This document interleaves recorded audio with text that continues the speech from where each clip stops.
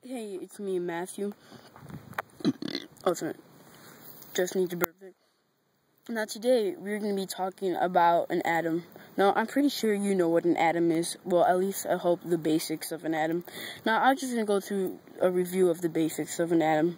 Now, an atom is the smallest particle you can find in any element. For example, Au is a molecular formula for gold. Now, if you were to take gold and you were to cut it up until you couldn't cut it up anymore, and just that little particle, just only one, and that would be, and it still owned all the properties that make gold gold, that would be considered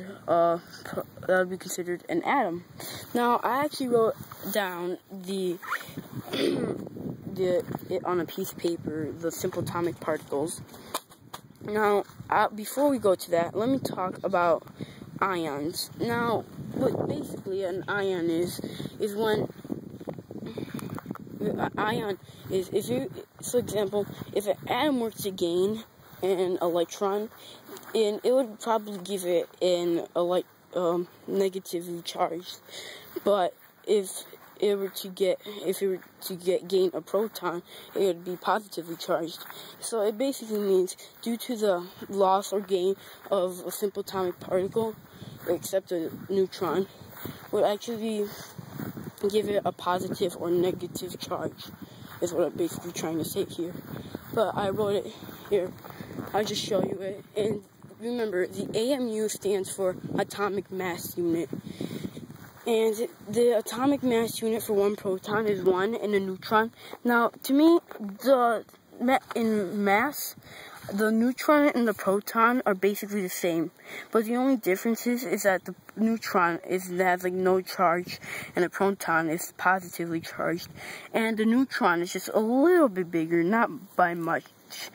But as you see here, this is the protons, and I put +1 because of the positively charged, and this is 1.673. And this contains 24 zeros. This is 6.75. It contains 24 zeros as well as the proton. And they're basically the same, but except that the neutron is just a little bit bigger, not by much. And this is mass in grams. And there's also something called moles, but I'll talk about that in my next video if I make. Now, this is the AMU, stands for atomic mass unit. It's 1 for a neutron and 1 for proton. Now, for electron, the electron is so small, it would take about 2,000 electrons to equal just the mass of 1 proton. And its AMU is 0.005, and it contains 28 zeros. And this took me quite a while. Yes, it did. And as of course, I wrote -1 because it's negatively charged.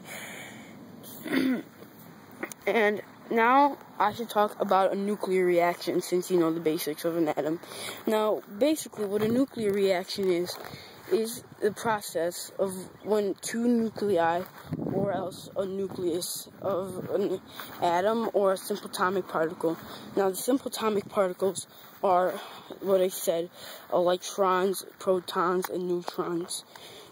Now, they need kinetic energy to collide and to create a nuclei that was different from the other that created the process of that element.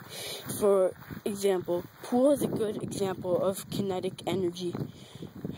Like, if you know when you take a stick and you hit the cue ball, the stick transfers kinetic energy for the cue ball to transfer to the ball that you're aiming.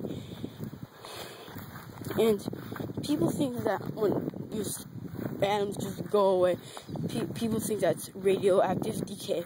Well, there's something also called nuclear scatter, and let me tell you the difference between radioactive decay and nuclear scatter.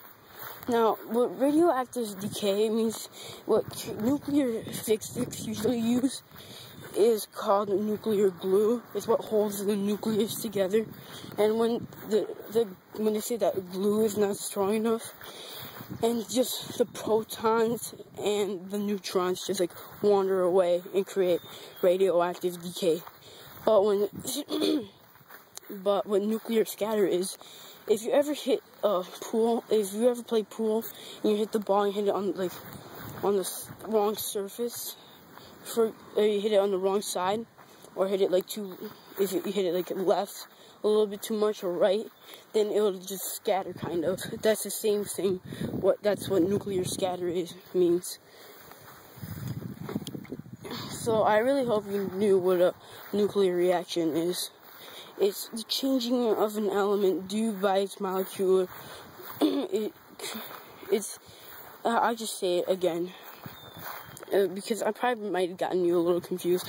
Now, what a nuclear reaction is, since I put all that extra information, a nuclear reaction is when it's a process of two nuclei or a nucleus, or else a nucleus of an atom or a simple atomic particle. Now, when they collide, they have to create a different nuclei of what that became the different proton, or the different nuclei that began the whole process of that element. So, just if you didn't understand me, just look it up, and probably you'll be familiar of what you heard. So, goodbye.